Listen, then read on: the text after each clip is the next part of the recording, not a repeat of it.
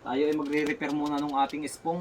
Dahil ito mga kabrother, yung ating spong ay nagkakaroon ng mancha dahil lang hindi nagagamit. Kaya ang gagawin natin ay re-repair natin, paninipisin natin itong katawan ng spong kasi medyo makapal-kapal.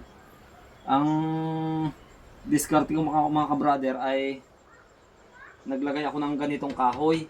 Tapos inalis ko yung kanto, magkabilang kanto, tapos para mailagay itong spong dito. Isasabali itong talim ng kawil ay isasabit dito.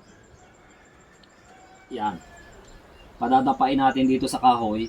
Tapos yung kabilang dulo ay tatalian ko ng interior ng guma. Yan, para hindi siya makaalis.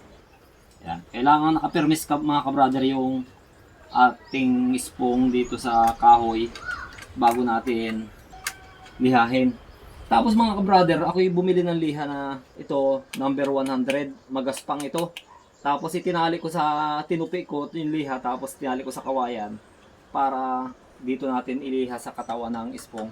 Tatlong klase mga kabrother yung liha na aking binili. Isang 100, tapos ito ay 500 pino. Ito na yung ating pang final. Tapos ito ay medyo number 200 ito. Bali magaspang yung 100, tapos 200 ay medyo pino-pino.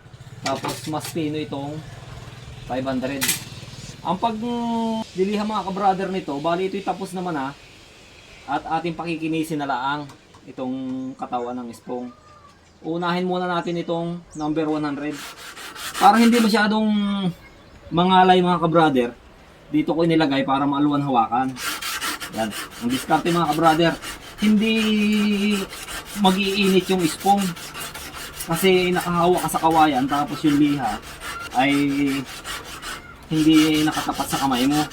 Tapos yung spong naman ay nakalagay sa kahoy, kaya kaplansa mo talaga siya ng maayos. Wala mga kabrother yung bultik ng mancha ng spong pagka naliliha. Simple lang mga kabrother, oh.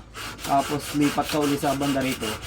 Kisa mga kabrother nung una, ang ginagawa namin ay ang pagliliha ay hinahawakan lang namin liha, tapos iniipit pa ganyan, tapos gagayanin yung liha.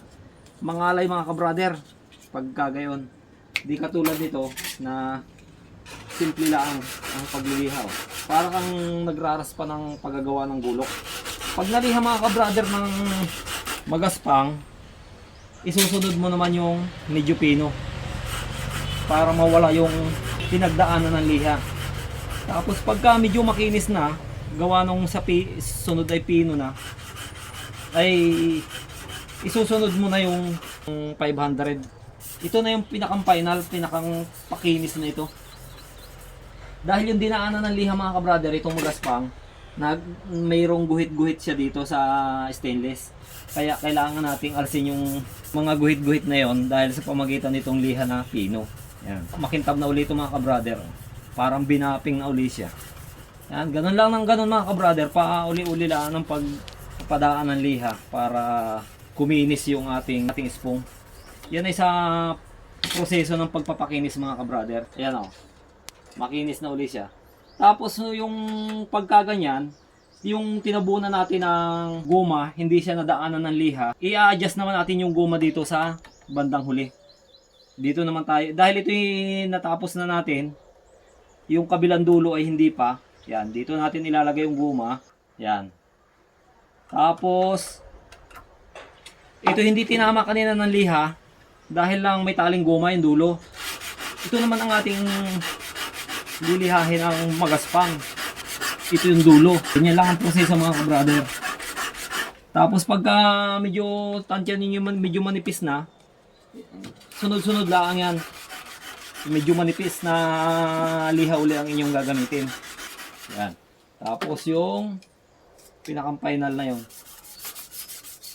pino. Brother, oh. Yan. Gintab na uli ng ating spong.